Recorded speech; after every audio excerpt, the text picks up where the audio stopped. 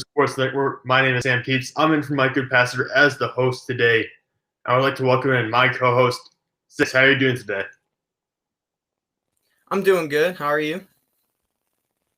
I'm doing all right. So obviously Mike isn't here right now. He's down in Panama City. He posted a picture on Facebook of him and his team on the beach. So good for them right now. They have to play a game today, I know, but they have tomorrow off. So Mike's going to be back probably starting next week. But for now, it's me and McGinnis. You'll be back around tomorrow, right? We'll pick all the games for the weekend. Yeah. All right, so he'll be back tomorrow to pick all the games. But today, we're primarily going to focus on counting down some of the best teams in the NFL, again, like we did yesterday a little bit. But also, we're going to really talk about this Thursday night football game, which could be the best one of the year. It's the Seattle Seahawks versus the Arizona Cardinals, a huge matchup between Russell Wilson and Kyler Murray. And this could have huge implications for the division. But yes, I'm just going to ask you outright, who do you think is going to win this game? Seattle. So it was close last time, and I think the difference of being at home might be that difference maker. In the end, Russell Wilson is also better than Kyler Murray, and although he's been on a little bit of a down streak at the moment, he may be able to pick it back up. I know he's I agree with you in that point. He's been struggling recently. Yeah, it's unfortunate. Last year he did the same thing. He started out really hot, and then he just started falling just enough to take himself out of the MVP conversation, and he may have done that if he continues this way. Well, yeah, I certainly think he's turning that direction. On the other hand, Kyler Murray's actually playing really well right now. I think you could say, based on the past 3 or 4 weeks, he's actually playing better football than Russell Wilson. Because Wilson, against the Rams, against Buffalo, he had more turnovers than touchdowns in games, I believe. And then, he did in both those games. Then also the last time they played at Arizona, he had the same number of touchdowns as he did interceptions. So really, there's some issues here with Russell Wilson and with this offense. And on the other hand, Kyler Murray, he's looking very good. I know it had to come down to a game-winning Hail Mary to beat Buffalo this past weekend. But at the same point, Kyler Murray hasn't thrown multiple interceptions in game 3. So he's playing very well. He's playing very well at this point in time. Yeah, for sure.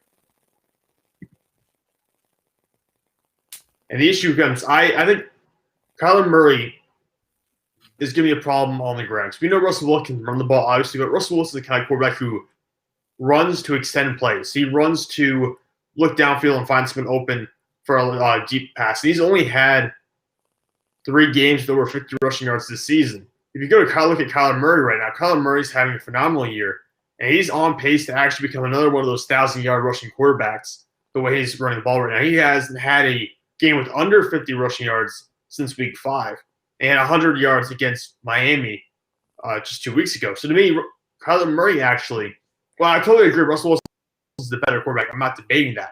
Kyler Murray's streak right now, and while Wilson's trending in the wrong direction, I think Kyler Murray's actually trending towards being a top 5 quarterback just based on production right now. He's doing very well. And yeah, like you were saying, this is where I'm at, is like you can't say Kyler Murray is a better quarterback than Russell Wilson, but you can say he is currently doing better. And that's really the key with this specific game, is that's really all that matters, since we're not looking at like the bigger picture here, since we're a little focused in today. I would say then it really comes down to you might favor Kyler Murray, but I do think Russell Wilson and the Seattle Seahawks can pull this off.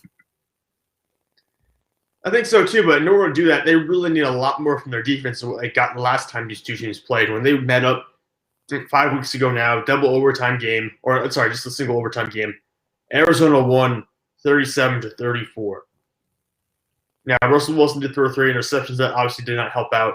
But I think the reason why he's throwing so many interceptions in these crucial games right now is because of the fact that the other teams are scoring so many points. There's so much pressure on the Seattle offense. They have to score close to 40 points per game if they want to beat these competitive football teams, because Seattle's defense is so bad. If that secondary and entire defense as a whole can maybe pick it up against Arizona, they could win this game. I just don't know if that defense is good enough to stop Kyler Murray and DeAndre Hopkins. Yeah, they've been absolutely atrocious. They've got to be one of maybe the bottom 5 or bottom 10 defenses in the league. And it's just unfortunate for Russell Wilson, because now you've got one of the best quarterbacks in all of the NFL. You've got a great offense. You've got DK Metcalf, but then there's nothing else. It's just unfortunate. Yeah, because they're really, I mean, it is really unfortunate for him because they have a really good opportunity here to be a Super Bowl team because they have like, one of the best quarterbacks in football. He was clearly the MVP favorite maybe the first 8 to 10 weeks of the year. And now we're talking about, well, maybe he's the top 5 guy because he's had so many turnovers here. And part of that is on Wilson. I'm not trying to absolve him all of the blame. Point. That defense has been rough. They do have Tyler Lockett and DK Metcalf, so they have receiving options there. David Moore is not a bad third wide receiver. They've also had injuries to the running backs. Carlos Hyde and Carson have been limited in how much they've been able to play this year. And you have guys like Travis Homer and DJ Dallas who are like second-year players or rookies coming up to take snaps. That really hurts your offensive production as well. So let me ask you this. Are the Seattle Seahawks a legitimate Super Bowl caliber team? Could they be a title contender? You remember how I kept talking about their defense when we have had this conversation before? Yeah, so my thing comes here. Yes, I do. Is Russell Wilson a kind of quarterback that could win a Super Bowl? Yes. Is he on a team that could win a Super Bowl? Probably not. Unfortunately, like, my opinion may have been different a little bit earlier, but like if Russell Wilson starts to fall off, even if that's partially the defense's fault, like there's only so much you can ask. And if the defense is truly this bad, can you really expect them to be able to pull something like that off? Russell Wilson could potentially throw 3-4 interceptions in a game and still lose, or pardon me, touchdowns in a game and still lose. So you can't necessarily expect a Super Bowl run from the Seahawks. No, I agree with you there. I think you can point to, I mean, you talked about how Seattle's defense is probably bottom 5 in the NFL. They are allowing the most yards per game in the NFL right now. They're giving it 448 yards per game. And that's, I mean, you mentioned that's awful, obviously. They've been much better into the run. They're only giving 95 rushing yards per game. That's actually pretty good. Ranks towards the top of the league in that category. But it's really been the passing that's been killing them. They are allowing 353 passing yards per game. That's more than 40 yards more than the second-place team. So the Seahawks, they are one of the worst defenses in the NFL, one of the worst secondaries in the NFL right now. And like I said, they're 4th actually in run defense. So they're a good run defensive team, but they just cannot, for the life of them, cover anyone. They cannot slow them down in secondary, which is very surprising considering they have a Pro Bowl cornerback in Shaquille Griffin and they have an all-pro safety in Jamal Adams. Well, this is the other problem with specifically having a bad safety and cornerback core is the NFL is now a lot more passing based. So that is the worst option you could potentially have, is being poor at defending the pass. But at the same time, you have to look at it from this way, is oftentimes they're going to complete passes anyway. So it might be better in that sense to be better at the run. But it all depends on how you want to do things. But yeah, they're going to have to solve the passing issue. I mean, look at who they would end up having to go up against. You got Aaron Rodgers and you got Kyler Murray. Jared Goff isn't great, but he's not bad. I mean, you've got great quarterbacks in the NFC also, although the AFC might be dominant in there as well. But yeah, you got to be able to go through some of those people. And to do that, you might need a good secondary and safety core to help you out. Like, did you imagine the Seahawks matching up against the Tampa Bay Buccaneers in the playoffs? The Buccaneers have Antonio Brown, Mike Evans, and Chris Godwin, and Rob Gronkowski. And you're going to ask them, and you're going to ask the Seahawks secondary to cover those guys when Tom Brady's football. It's not going to happen. So to me, the Seahawks are a very good team. I'll say they're still a Super Bowl contender because of Russell Wilson. I still have faith in Russell Wilson to be able to turn this year around. I don't believe they're going to be favorites by any chance. Obviously, I think they're probably going to be eliminated in the playoffs. They won't get to the Super Bowl if I had to make a bet on it. But at the same point, I still think you have to leave them in a Super Bowl favorite because of Russell Wilson. Here's my one issue with that. I think oftentimes in the NFL, and we talked about this on the Sam and Sam show also, people put too much on quarterbacks.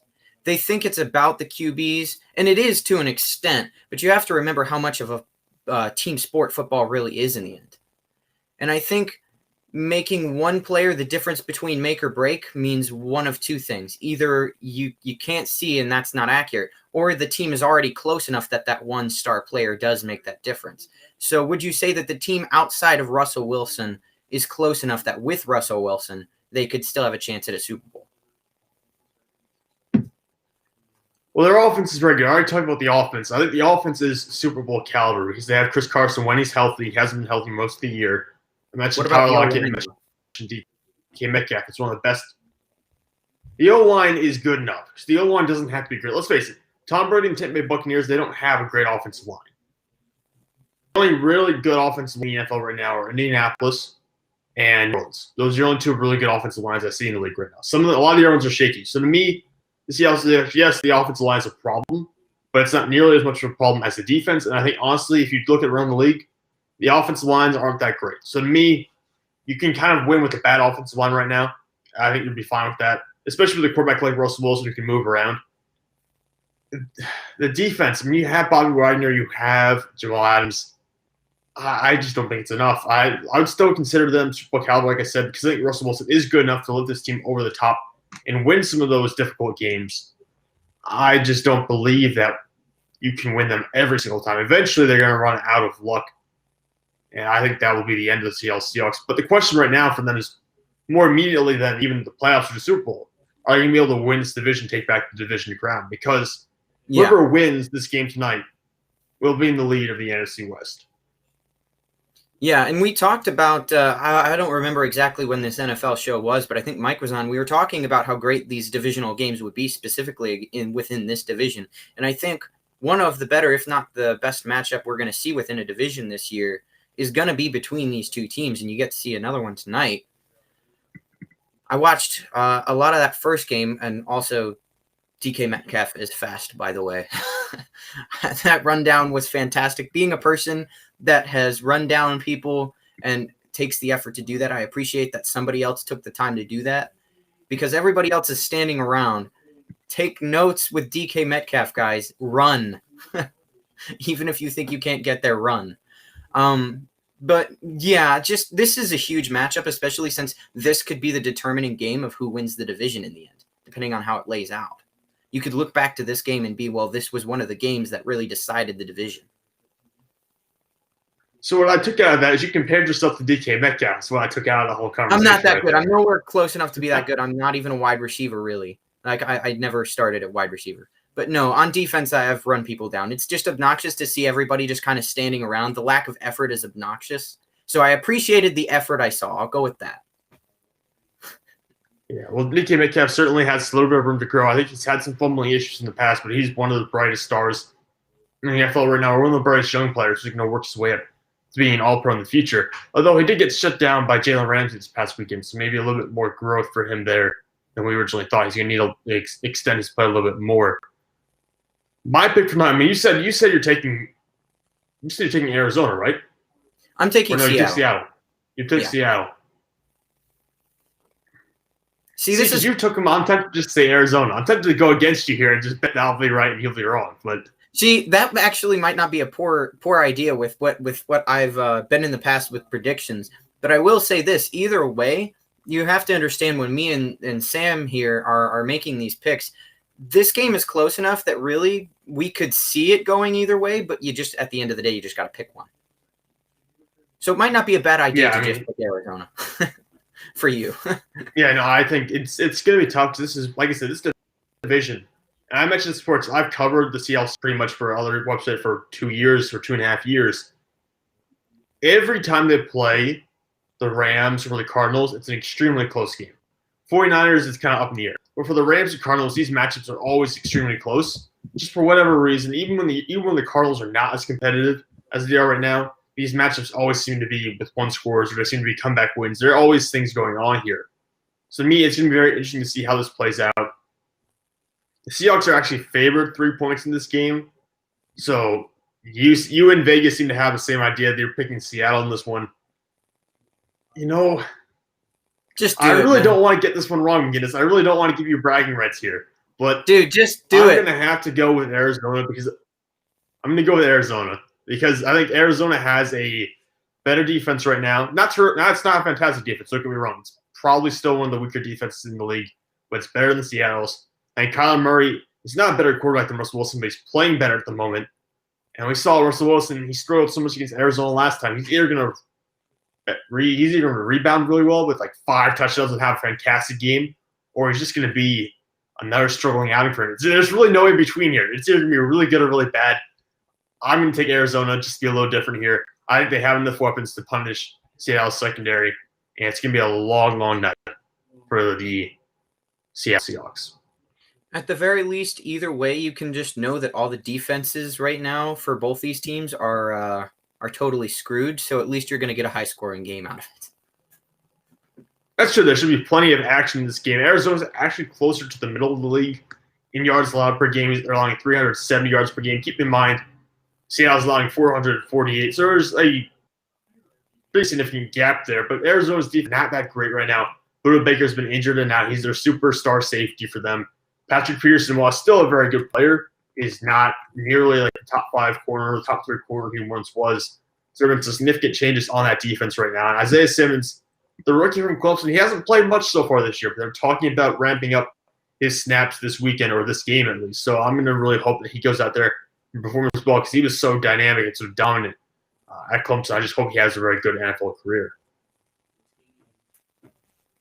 All right, what's next? I don't really know. Yeah, the one thing I want to talk about, there's a quote I'm looking at right now regarding Carson Wentz. And you and I have had some debates back and forth about Carson Wentz over the past couple of months. So, from an unnamed NFL executive I'm looking at right now, this was obtained by Bleacher Report. So, an NFL executive said he said he believes that Carson Wentz is a little mentally defeated right now. He said, first, you have to sit on the sidelines and watch Nick Foles win the Super Bowl with your team.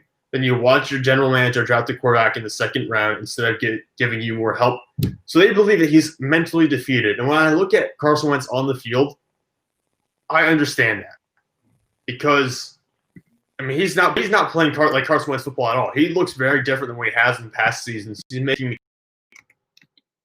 catches with the ball. He's overthrowing open receivers. It's a very dramatic change from what we saw in past seasons. And even you, who was a doubter of Carson Wentz over the summer, have to admit that he's playing much worse than you could ever imagine he would play this season. So here's what I said when we were running through the quarterbacks. I said part of the reason Carson Wentz is probably doing so bad is because he doesn't have anything around him right now. I thought he was worse, or at least at that moment in time when I was talking about it just a couple weeks ago. I think he's worse, but then you guys have said in the past that he's so great. But I don't think he's that bad. I think part of it is just when you've got nothing, you're not going to do as well. That's just plainly how it is. Again, because football is a team sport. Everybody likes to put it on the quarterbacks, but not all of it is their fault.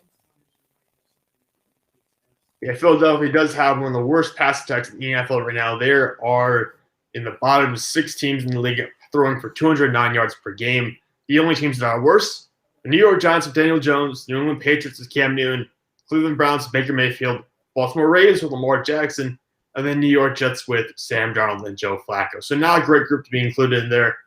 Carson Wentz and Lamar Jackson both having very off seasons. Although Carson Wentz is much worse because Wentz is turning the ball over a ton. He's already thrown 12 interceptions in just 9 games. Yeah, that's so let me ask you really this. Bad. The Eagles drafted Jalen Hurts. Yeah, it's really bad. The Eagles drafted Jalen Hurts in the second round this year. If you're the Philadelphia Eagles, would you at any point consider benching Carson Wentz to play Jalen Hurts?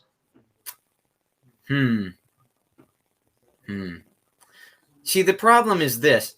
If what you're saying is true about the whole mentally defeated, which totally makes sense. Yeah, like watching the backup quarterback win the Super Bowl and then, having a bad year. But, I might give it a shot, but at that point, if you do that, you might as well give up on Carson Wentz because you've drilled in that mentally defeated mentality. You've put the nail in the coffin at that point. I might wait, see if injuries are lesser next year, try and build a little bit, and just see if getting him some pieces and getting him a little confidence back helps his play improve. And then if after a year or two you're not getting anything, or he gets injured again, I would throw in Jalen Hurts. Yeah, I don't think you should play Jalen Hurts this year, partially because he came out of college being a little bit of a project quarterback. To point towards his production in college and say, well, I see he's good enough to play right away. People don't understand. Production in college means absolutely nothing in the NFL. You can be one of the most productive college players of all time at your position and still be absolutely horrible in the NFL. So production in college does not mean a lot. Jalen Hurts is more of a project quarterback to me, not a plug and play like a Justin Herbert or Tua or Joe Burrow. So he's a little bit more of a long-term guy. You could see him next year, I would say. I don't think you'll see him this year in much of a key position whatsoever. I think the Eagles are still trying to work through it with Carson Wentz. And you are right. If you bench Carson Wentz now for, let's say 2 or 3 weeks, you bench him for a couple of weeks, or even bench him just for one game, you will permanently ingrain that mental stress into his mind. You will permanently possibly ruin him in Philadelphia or in the NFL entirely if you do that. So to me, the thing to do is to absolutely let him work through this. And that could be challenging because you need to let him work through it on his own with his teammates, with his coaching staff. You need to let him go through this process and try to rebound. Because you don't want to throw Jalen Hurts in there. Because he'll be, even if he's a little bit better, I would assume he's still going to struggle. His lackluster supporting cast, and he's a rookie. And Carson Wentz is more of a proven product. The issue I find of keeping Carson Wentz in is that you are currently, I'm going to pull up the standings right now, but you are looking to survive in the worst division in football. You're 3-5-1. You just lost to the New York Giants. They're 3-7, so they're a half a game back behind you. Washington and Dallas have tried to give you the lead as much as possible, but they're only a game and a half back. Washington is finding its rhythm with Alex Smith at quarterback. Dallas is getting Andy Dalton back.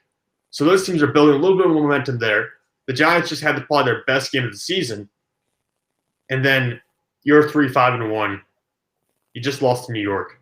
Carson Wentz is leading the NFL in interceptions thrown. So that's my one problem with leaving Carson Wentz in, is that you could basically be forfeiting this season and letting someone else take control of the division if you leave him in too long. Here's my one issue with that. Normally, that would make a lot of sense. Like if you had a normal division like the NFC South or something, sure. Problem is, I think it's a misconception of reality to think any of these teams have a chance anyway. Whoever gets to the playoffs is done anyway. The whole division season is punted. So whether you make the playoffs or not really shouldn't matter that much. It should be whatever's best for the future at this point in my mind if you're any team in that division. Making the playoffs would be nice, but you're not going to win a Super Bowl. Yeah, I think that's actually a good point. I wasn't really thinking that direction, but you're right. I mean, if you're the Eagles or you're the Giants or the Cowboys or the Washington football team, it doesn't really matter what you do this season or what you do. What you do in the next couple of weeks, because you know what's going to happen. You're going to go into the first round. You're probably going to lose. Now, granted, anything can happen in the NFL because it is a one-game league. You only have to win one game. I think honestly, any team is capable of winning one game. Even potentially the worst team gets the best team. Except that worst team is New York Jets because they're not going to win any game. But really, they have a chance to win games in the playoffs. I think Philadelphia has the best chance of any of these teams to have a good run in the playoffs. But at the same point, you're right. They're really not going to win a Super Bowl this year. So if you end up losing the division, it just means a higher draft pick and you have one less game to play. So I can see where you're coming from. At the same time, you realize that there's the perception of credibility when you make the playoffs. Even if you are 6-10, even if it's a false and you make the playoffs and you get knocked down the first round, there's a little bit of perception of credibility. So I think that's what Eagles fans and maybe even probably not the Eagles front office, but I think Eagles fans are clinging to the idea of if we make the playoffs, it makes this year sort of all worth it. I don't think that would be the case. I think that's just a fallacy, but I could see people believing that to be true. You cut out there for a minute, but if I'm getting what you're saying correctly, you're just saying that there can be a sense of credibility even though it might not be legit. Oh, yeah. Yeah, I'm just saying, like, if you make the playoffs, there's always, like, a little bit of a – I would say there's always a little bit of a reward for making the playoffs, even if your team gets, like, destroyed in the first round. Just making the playoffs in itself is seen as some kind of accomplishment. But in reality, if you're not going to win a Super Bowl anyways, you're just going to get bounced immediately. I could see why that would hold you back and just say, well, losing this year, not making the playoffs in the division where you're going to be 6-10 and probably get knocked down immediately. I can understand why you'd say that's not as important as setting up the long-term plans for the franchise. Well, yeah, because the goal is to win a Super Bowl, right? And if you're putting everything on now, that wouldn't make a lot of sense to me.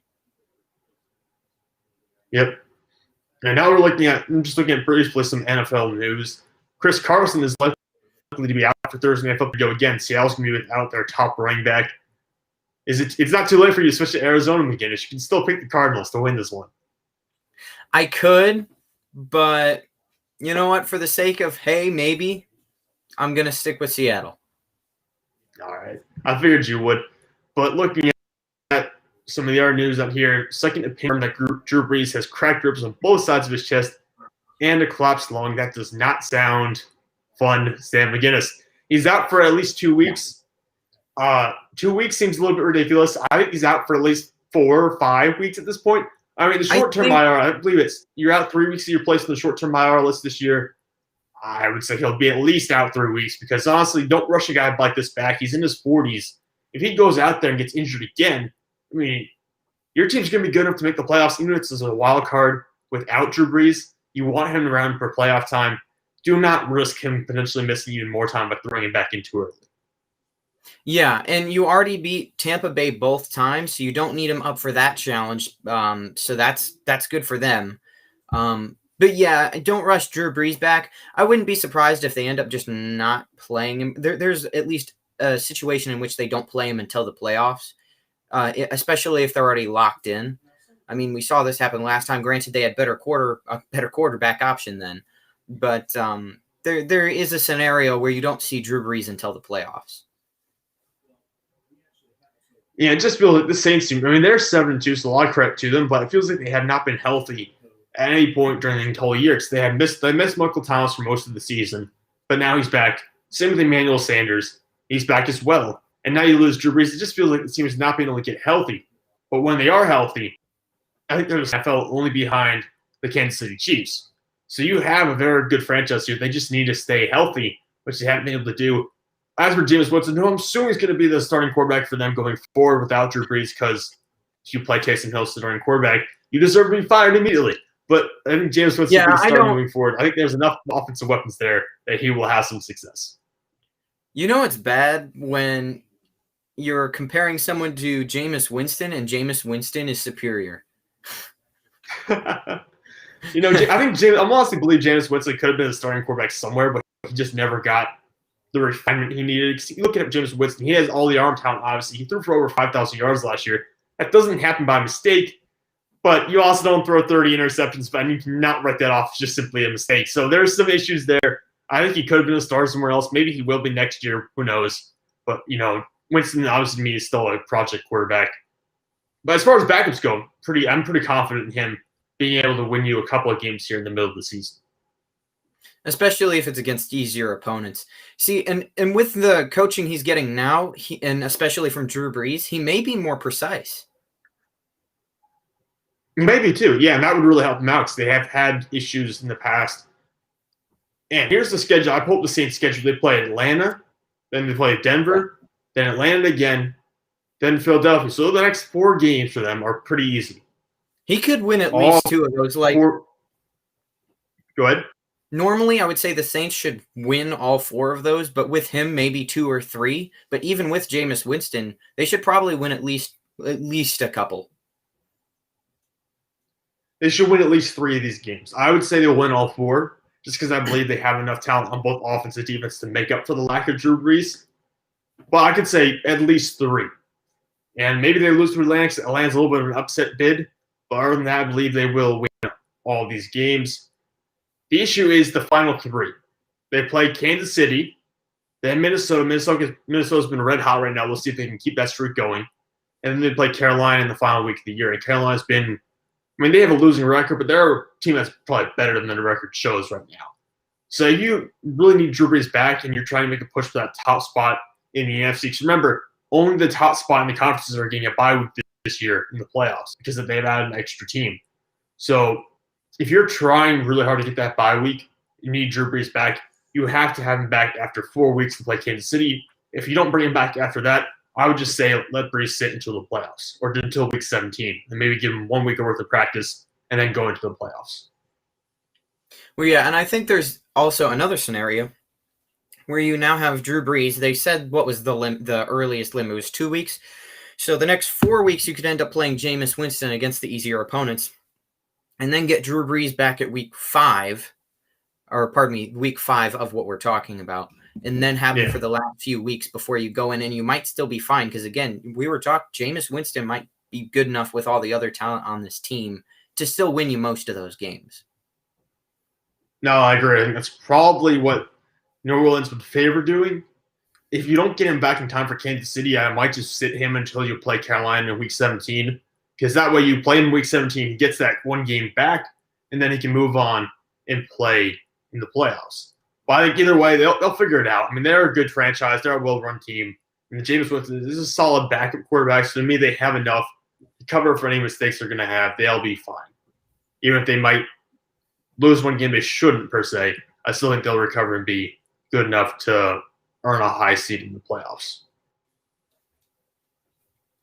Yeah, it's all going to depend on.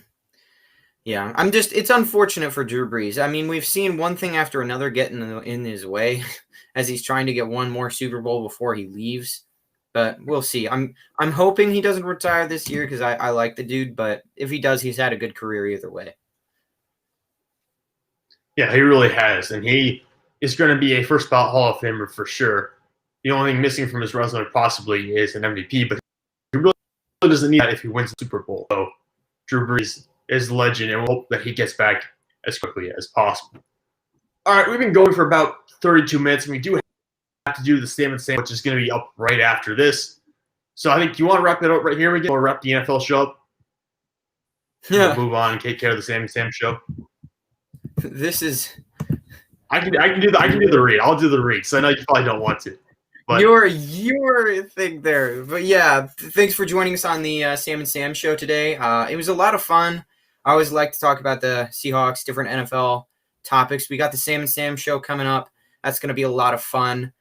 I still got to give you my questions, though. Those will be fun. I always like thinking or dreaming on the Sam and Sam show. But yeah, we'll be back in just a few minutes. Yeah, we'll be back with the Sam and Sam show. But for now, I have to remind you to go to manscaped.com and use promo code TGC20. If you use that code, you get 20% off your first order plus free shipping. We're getting near the holidays. Manscaped, I know it's not for everyone, but hey, I would say give it a try. It's a better product, and it's cheaper with that promo code than what you can find in stores. A lot of times, stuff in stores, you rack up the price so much that it's hard to buy. It's also just inconvenient to go to the store at this point in time. Why not make an order from manscaped.com, have the box show up at your door, free shipping, 20% off. Hey, it's the perfect gift. So I would recommend going to manscaped.com and using that promo code. And again, it helps the show out. So if you do that, it makes sure that we can keep creating the content you enjoy. So I would really appreciate that. But for now, for Sam Teets and Sam McGinnis, you've been watching the NFL show on the Grueling Truth, where the legends speak.